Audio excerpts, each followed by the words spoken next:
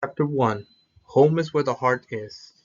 The Throne of Heroes, a transcendent realm that exists beyond the boundaries of time and space, a place where the greatest heroes and villains of history are enshrined, a record of their legend, myth, and lore, all contained within their very soul. Like Pangaea, a massive continent that serves as the home of the heroes and villains who reside within the throne, the landscape is diverse with towering mountains, sprawling forests, scorching deserts, and snowlands, all existing in perfect balance. The Moon Cell, a massive universe supercomputer, placed center of the supercontinent.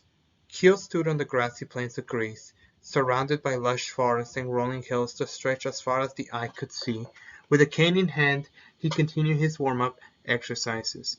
His mind focused on the movements of his body as he stretched and twisted in preparation for the day ahead. But suddenly the peaceful scene was shattered by a deafening roar as a hail of arrows rained down upon him. Without hesitation, Kyo sprang into action, his instincts taking over as he leaped and twisted, dodging and deflecting the arrows with lightning-fast movements. With some minor cut. "Looks like you almost caught me off guard, Lady Atalante," Kyo said, a hint of amusement in his voice. "You're getting a bit sloppy, Kyo."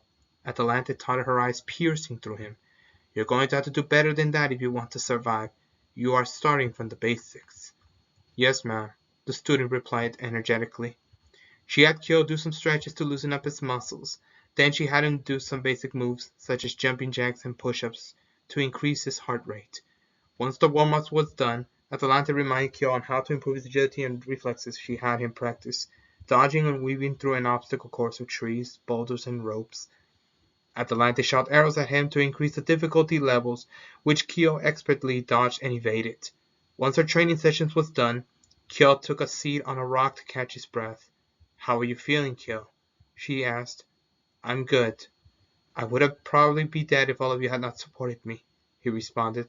As Atalante and Kyo talked about tips on how to improve his speed, a woman called out to the boy, Lord Kyo, can you hear me?" Kyo stood up and shouted, "I am over here, Lady Kyohime." The young woman appeared before them making a slight irritated face.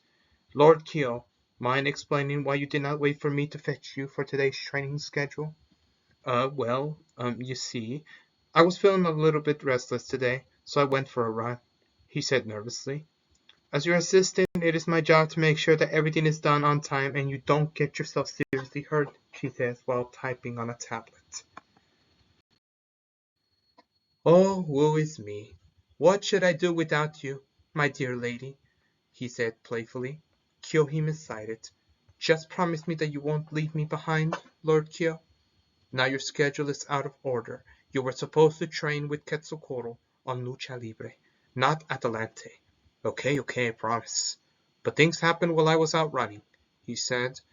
"Well, we need to get going before you get hit with divine punishment," she responded. Kyo and Kyohime were about to head out, when Atalante, Kyo, remembered what I said about focusing your energy to your leg as a whole and reinforce your bones, nerves, and muscles at the same time. "All right, I will keep that in mind. See you later, Lady Atalante," he yelled out. Kyo followed the instructions of his teacher. He focused his inner energy, Kai, Chi, Ki, Aura, etc., into his legs and took off running. Kyohime burst into flames and transformed into a green eastern dragon. Following Kyo towards Mesoamerica, Atalante lay in the grass, looking at the sky. "You have to come so far, young one. I'll be praying for your success." Kyo ran as fast as he could across the diverse landscape of the throne, passing through various regions, each with its unique environment. He felt the thrill of the wind on his face as he ran, and he could hear his heart pounding in his chest. Kyohime was right behind him, calling him to hurry it up. As he ran, Kyo began to feel the fatigue of his previous training catching up with him. He slowed down a little to catch his breath, and Kyohime caught up to him. "Are you all right, Kyo?" she asked, concerned. "Yeah, I'm fine. Just a little tired," Kyo replied, breathing heavily. "We need to keep going. We don't want to keep Quetzalcoatl waiting." "Here, get on my back. I'll fly you to the rest of the way," Kyohime said. Getting his second wind, Kyo jumped on her back, and they took to the skies. After a while they finally arrived at the Mesoamerican region, where Quetzalcoatl was waiting for them on the side of the temple, along with Jaguar Man at the base. Welcome, Kyohime. Quetzalcoatl greeted them eagerly. I see that you are ready for your lucha libre training. She is making that face again, isn't she? Kyo said to himself. Yes, I am ready. Let's get started. Oh me, oh my, what an ecstatic niño we have here. She chuckled. Nia, everyone's getting fired up with the power of youth. Let's have a good clean fight, Jaguar Man said. The sound of a bell rang out, and the goddess vanished in an instant. Kyo was hit with a lariat to his neck, but blocking it with his arms, the force knocked him back a couple of feet. Wow, muy bien. Well done, Kyo, she said. Thank you, Lady Quetzalcoatl. But I feel like you might be upset about something, he answered. Oh, mi amor, Big Sis is not upset. Just disappointed. Quetzalcoatl gave off a terrifying aura when saying that. Oh shit. Quetzalcoatl takes the initiative, launching herself towards with a flying kick. Kyo counters with a quick sidestep and a grab, attempting to take her down with a hip toss. Quetzalcoatl flips out of the way and lands on her feet. Spinning around to face Kyo with a smile, they trade a few quick strikes in each trying to gain an advantage. Kyo lands a solid punch to Quetzalcoatl's rock-hard abs, but she responds with a quick knee to his ribs. Kyo grunts in pain but manages to block her next attack, catching her leg and sending her crashing to the ground. Quetzalcoatl got back up in a flash, leaping back to her feet and launching herself at Kyo with a flurry of punches and kicks. Kyo blocks most of the blows, but a few got through, making him stagger backwards. Quetzalcoatl takes advantage of Kyo's momentary weakness, grabbing him and executing a perfectly executive suplex. Kyo lands hard on his back. Kyo manages to get back to his feet, and the two fighters continue their fast-paced battle. They trade blows, each landing a good few shots before the other counters. Quetzalcoatl gets in a few more takedowns and throws, but Kyo manages to keep up with her, using his quick reflexes and agility to avoid some of their attacks. Quetzalcoatl grabbed Kyo's arm, twisted it behind his back, forcing him to the ground. She held him there, waiting for him to give up, but Kyo refused. He struggled and squirmed, breaking free from her grasp. Focusing his energy to his legs, Kyo managed to get behind Quetzalcoatl and knocking her to the ground. Kyo's legs propelled him high into the air and he soared like an eagle. Above Quetzalcoatl, he spread his arms wide and let out a fierce battle cry. Sky High Rider Buster Justice Bomb! With his fists clenched, he prepared to strike. Quetzalcoatl caught off guard by Kyo's sudden attack, getting to her feet and bracing for impact. As Kyo descended, Justice! He stretched his body out and aimed his ascendant directly at her. The impact of the attack was explosive, sending shockwaves through the air and causing the ground to shake. When everything settled, Kyo found himself being carried by Quetzalcoatl in a bridal style. You lose again, Chico, smiled the goddess after the intense lucha libre training. Kyo laid on the ground, exhausted and defeated. Quetzalcoatl approached him, offering her hand to help him up. Good match, Kyo. You fought well, she said with a smile. Kyo groaned, his body aching all over. Thank you, Lady Quetzalcoatl. But I couldn't beat you. I'm just not strong enough. Quetzalcoatl placed a hand on his shoulder. Don't worry, Kyo. Strength comes with training and experience. You just need to keep pushing yourself and never give up. Kyo took her word to heart, feeling encouraged by them. Yes, Lady Quetzalcoatl. I'll keep training and get stronger. I won't give up. Quetzalcoatl nodded. That's the spirit. Remember, you have a great potential within you. You just need to awaken it. That's right. Believe in her. That believe in you, Nia. Jaguar Man yelled out. With the words, Quetzalcoatl and Jaguar Man walked away, leaving Kyo to contemplate her advice. He knew he had a long way to go in his training, but he was determined to break his limits. As Kyo walked back to his base to wash up, he felt a sudden weight on his shoulders. It was Jack the Ripper, perched on top of him, grinning mischievously. Papa, you're finally back, Jack exclaimed, tightening her grip on Kyo's head. Kyo chuckled, clasping her hand. Hey there, Jack. You're energetic as ever. Jack nodded eagerly, then turned to Kyohime, who was walking behind them. Oh, and hello to you too, Miss Kyohime. I was going to invite Papa to a tea party. Do you want to come? Kyohime looked surprised at his own invitation. but then smiled warmly. I would love to, Jack. But let me clean up first. I kind of stink. Kyo entered his private quarters, a small villa of stone and metal, completed with the living essentials needed for a single person. After taking a shower, Kyo met up with Jack and Kyohime. Jack led them both to a small clearing where a group of children's spirits were gathered. They had set up a tea party with the little cups and saucers and were chattering excitedly. Everyone look who I brought, Jack announced, pulling Kyo and Kyohime into the group. There was a nursery rhyme reading her textbook to John D. Ark, Audrey Lilly, Abigail Williams to join a stack of pancakes smothered in butter and syrup, Ibaraki Doji stuffing her face with a mountain of sweets, Ilias Viel and Chloe von Eisland, Mew Edelfelt, and Paul Bunyan were making flower crowns in a field of flowers. Empress Wu Zetian is arguing with Steno and Uriel over Medusa. When they heard Jack, they stopped what they were doing and greeted both guests. They all gathered around on a giant blanket under a big tree. Benny Enma, Bodichka, and Tamamo Cat arrived carrying teas and sweets as they all took a seat. Jack sat in Kyo's lap. "This is the best seat there is," she giggled. "That's a cheating, Jack," they all cried. As Jack rested on Kyo's lap, the other spirits circled around him. "I should sit on Kyo's lap. He's my reindeer," John the Ark, Altar Lily said, trying to pull Jack off. "No way. We are the ones who invited him," Jack retorted, clinging to Kyo's shirt. "Well, I am only the Empress here and the most elegant one. I only natural that I sit on his lap." Empress Wu Zetian chimed in. Flickering her hair, the argument continued as Kyo tried to calm them down, but to no avail. As spirits gathered around each other, vying for his attention, Nursery Rhyme, with her cheerful demeanor, tugged at Kyo's shirt, pleading for him to read her a story.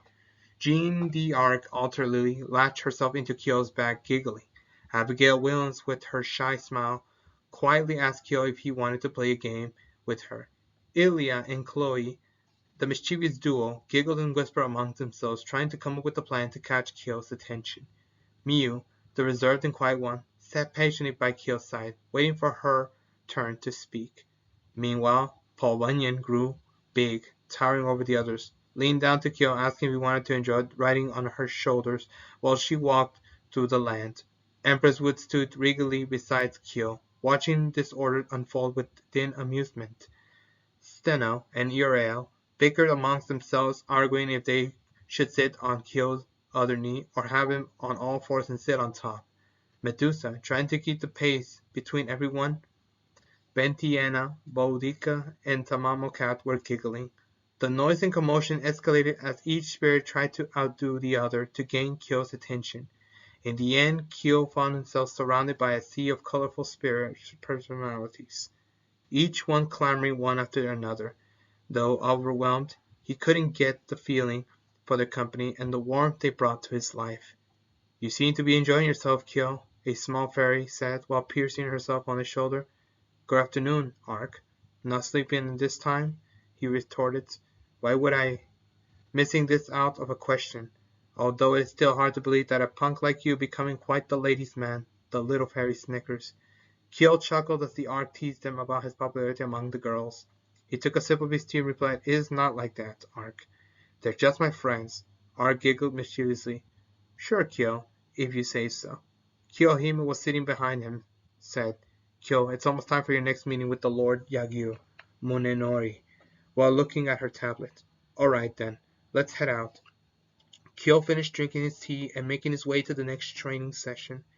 Jack and the others waved at them as he departed, yelling that they should play next time. Waving back, Kyo started running with Kyohime following suit. When they arrived in Japan, Kyo was surprised to sense Minamoto no Raiku and Sakata Kintoki waiting for him at the border. Raiku immediately ran up to him, enveloping him with a tight hug, treating him like her own child. Kyo could help but feel embarrassed as Raiku smothered him in her motherly love. Kintoki, standing a few feet away, watched the scene unfold with a worried look on his face. "Boss, he's going to suffocate if you hold him that tightly," he said. Kyo blushed and tried to push Raiku away gently. Lady Raikou, I am happy you still feel this way about me, but as I keep telling you, I am not your child, he said awkwardly. Raikou simply laughed, ruffling Kyo's hair. Nonsense, of course you are. Now that you brings you out here in the region, my dear child.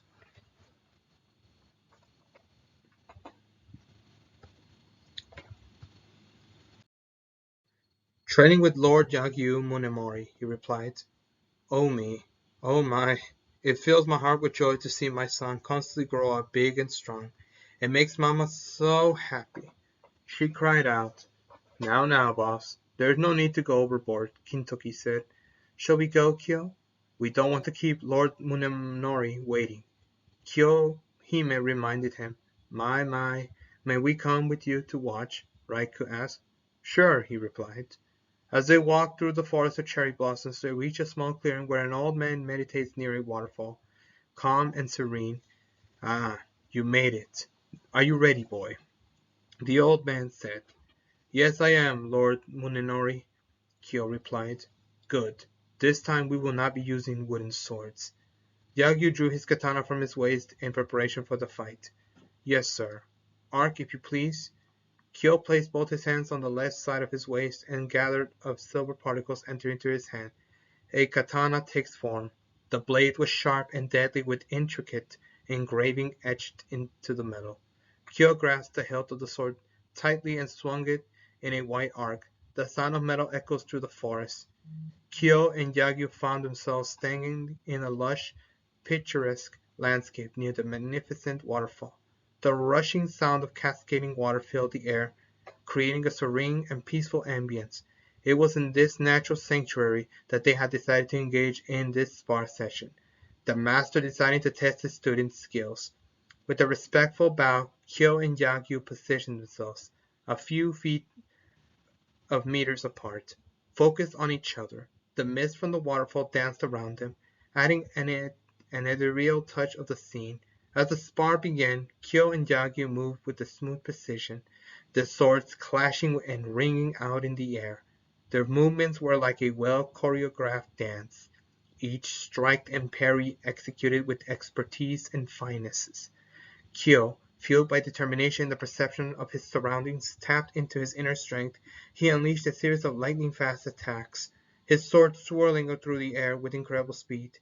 Yagyu, ever experienced swordsman, deflected each blow with a calm and composed demeanor, his own strikes carrying the weight of a lifetime of training. Their swords shimmered in the sunlight, reflecting the dances of water droplets. The rhythm of their spar mirrored the rhythm of the waterfall, creating a harmonious symphony of motion and sound. The spar continued, both combatants matching each other's moves with an uncanny precision. They moved closer to the edge of the waterfall, the mist enveloping them.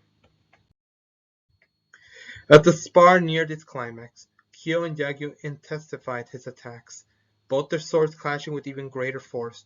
Kyo pushed himself to his limits, sweat dripping down his brow, yet never wavered. Finally, with a final clash that reverberated through the air, Kyo and Yagyu separated, their swords held a respectful distance, the mutual respect and admiration evident between them. Kyo and Yagyu lowered their swords simultaneously, signifying the end of their spar. With a deep bow, they expressed their gratitude to each other for the exhilaration match they had just shared. The sound of the waterfall served as a backdrop to their silent acknowledgement, reminding them of the power and beauty that could be found in perfect balance. Excellent work, my boy. Your swordsmanship had really improved. Yagyu praised, his voice filled with genuine admiration. Your movements are fluid and precise, and your understanding of the blade is evident. It is proof that you have cultivated your skill.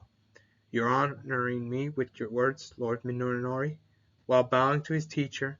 Meanwhile, Raikou, Kintoki, and Kiyohime, who had been observing the sparring match, were equally impressed. They had witnessed the clash of blades, the display of skill and technique, and were captivated by Kyo's prowess. Raikou, with a mixture of awe and excitement, exclaimed, Kyo, your swordmanship is extraordinary. I never seen anyone wield a blade with such a grace and precision. Kintoki chimed with an enthusiastic grin. Hell yeah. You're like a lightning swift, powerful, so golden. Kiyohime, typically more reserved, nodded appreciatively. Your swordplay is truly captivating, Kyo. It carries a sense of passion and purpose. They all sat down on the ground, enjoying the peace and quiet of the forest. finding solace in the peaceful embrace of the forest. The tranquil ambience enveloped them, offering a momentary respite from the rigorous fight. As they revealed in the serenity, a faint ringing sound pierced the calm emanating from Kyo's wrist. As he picked up the call, he recognized Leonardo's cheerful voice on the other end. "Hello, Kyo. How is your training today?" "It's going well. A bit sore, but it's nothing but I can handle. Overall, I feel great, Lady Leonardo," he replied. "Oh, I'm so sad. Fake crying. How my cute little Kyo grew up so fast. You even stopped calling me Big Sis," teased Leonardo. With a blank expression, Kyo cracked a smile. Okay, I get it. I'm such a wicked boy that ever shall I do." They both snickered in unison. "Well, do you have time now to meet me at my workshop?" she asked Kyo, confronting with Kiyohime. "You don't have anything set for right now. You are free to do whatever you want." "All right, I'll meet you there," he replied. "Great." With that, Leonardo ended the call. "Headed out again, youngin?" Yagyu called out. "Yes, master. Thank you for today's lesson." The old man walked towards the boy, placing his hand on the student's shoulder. "Do not worry about it, my boy. I'm just glad to see someone as young as you work so hard to achieve his goal. I won't let you down," he said with a smile. Yagyu laughed wholeheartedly, without a doubt. "I know you will." The master turned around and walked into the forest, waving. "I'll see you guys later." "Mama Raikou, big brother Kintoki," Kyo said. "Don't work too hard, Kyo," Raikou stated. "Hell yeah. Stay golden, little brother," Kintoki smiled. With goodbyes said, Kyo and Kiyohime made their way to Leonardo's workshop. Arriving at the workshop, which is located near the center of the throne, close to the moon cell, her place, bustling with the sounds of machinery and the scent of creativity, the workshop was a fusion of art and science, a testament to Leonardo's genius. As they stepped inside, the familiar figure of Leonardo and Medea greeted them with a warm smile. "Ah, you're here." In unison. "Hello, Leonardo. Lady Medea, what is it that you need?" he asked. "I think that it is time to train your brain instead of your body. It has been a while since our last session," the genius proclaimed. "Well, my body does ache a little bit from all the training. Where do we start?" the youth said. Under the tutelage of Leonardo and the other academic spirits, Kyo understood the meaning of knowledge is power. To the various subjects ranging from mathematics to physics, each topic presented its own challenges, and Kyo experienced a mix of success and difficulty in his studies. Leonardo, the brilliant and charismatic scholar, guided Kyo through the sessions of general education at her workshop. Recognizing the importance of a well-rounded education, she designed a curriculum that would expand Kyo's knowledge beyond his marital prowess and expose him to various fields of study. History, as Leonardo unveiled ancient scrolls and shared tales of civilizations long past, she brought history to life, weaving intricate narratives and highlighting the significance of past events on the present. History provides us with invaluable lessons and insights. By studying the triumphs and failures of those who came before us, we can shape a better future, she said. Philosophy. Leonardo engaged Kyo in a thought-provoking discussion about the nature of existence, ethics, and the meaning of life. They explored various philosophical schools of thought and pondering the profound questions that have puzzled philosophers throughout the ages. Philosophy encourages us to question and seek truth. It invites us to examine our beliefs, values, and the very essence of our existence. With the study sessions over, Medea came to Kyo. "Are you ready for your next lesson?" As Medea proposed the idea of teaching Kyo about magic, a flickering of concern crossed his face. He knew deep down that he lacked the natural aptitude for magic, and he had struggled in previous attempts to grasp its intricacies. However, Medea's unwavering belief in his potential and her conviction that the knowledge could be beneficial to him. "Lady Medea, I appreciate your confidence in me, but you know that I always struggle with magic. I don't possess the same innate abilities as you and the others." Medea's eyes softened, her gaze filled with understanding and encouragement. "Kyo, true magical prowess may not come to you effortlessly, but that does not mean you cannot learn and grow in this field. Magic is not limited to those with inherited talents. It is a discipline that can be honed with dedication and understanding. I believe that knowledge of magic, even if it's not your primary strength, will prove invaluable to you one day." "I understand. Let us proceed, then." Before Medea began her magical lessons with Kyo, she suggested that he laid his head on her lap, a gesture that held a hint of nostalgia. Although Kyo felt twinged of embarrassment. Lady Medea, is it really necessary to go through this process every time? I feel that you have some ulterior motives. While she laughed nervously, perish the thought, my dear Kyo. I understand your hesitations, but rest assured there are no hidden agendas or ulterior motives behind this process. You know I can sense when you're lying, right? He said with a blank face. Reluctantly Kyo complied, resting his head gently against Medea's lap, allowing himself to relax and embrace the serenity of the movement. Making sure that he fell asleep, Medea started caressing his hair. Ah, he was so cute when he was a child, but now he has grown up into a fine man. He's strong, brilliant, and quite handsome. Oh, if only I was able to have him all to myself, I would take him as my husband in a heartbeat.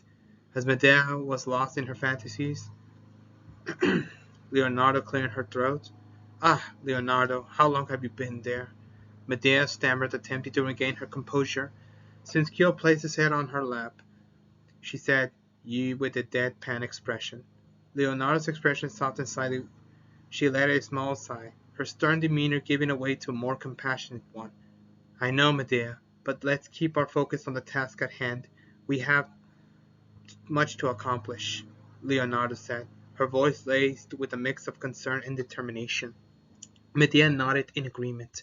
She collected herself and redirected her attention back to Kyo, who was still sound asleep. Medea closed her eyes in a concentrated manner and reopened them. She was in a space where the water reflects a twilight sky. This is Kyo's dreamscape, a place that he controls. Kyo was laying on the water looking up at the sky. No matter how many times I come here, I'll never get tired of this view. Ah, I see.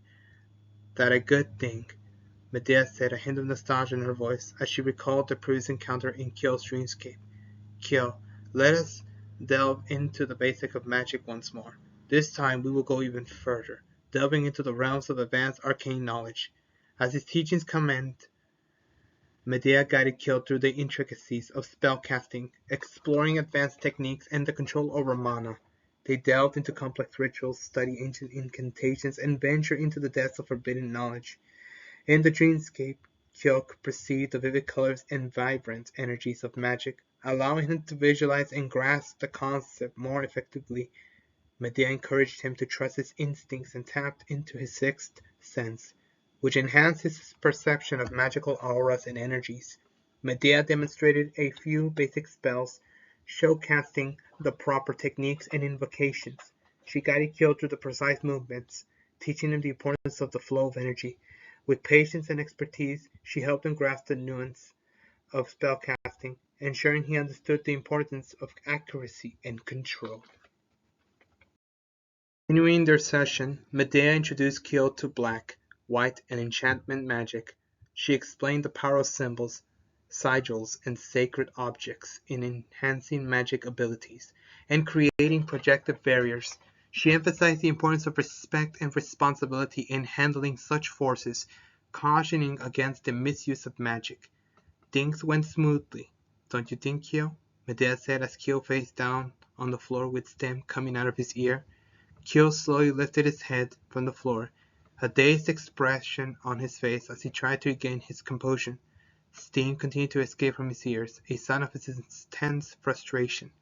"Smoothly," Kyo repeated, his voice tinged with exasperation. "I wouldn't exactly call it smooth, Medea. These magic studies push my brain to its limits." Medea's lips curled into a mischievous smile as she observed Kyo's reaction. She had been pushing him hard during their sessions, challenging him to stretch his magical knowledge beyond what thought was possible. "Well, Kyo, the path to mastery is never easy," Medea replied, her tone filled with a mix of amusement and encouragement. Kyo let out a frustrated sigh, running his hand through his disheveled hair. "I understand, Lady Medea. Shall we call it for a day?"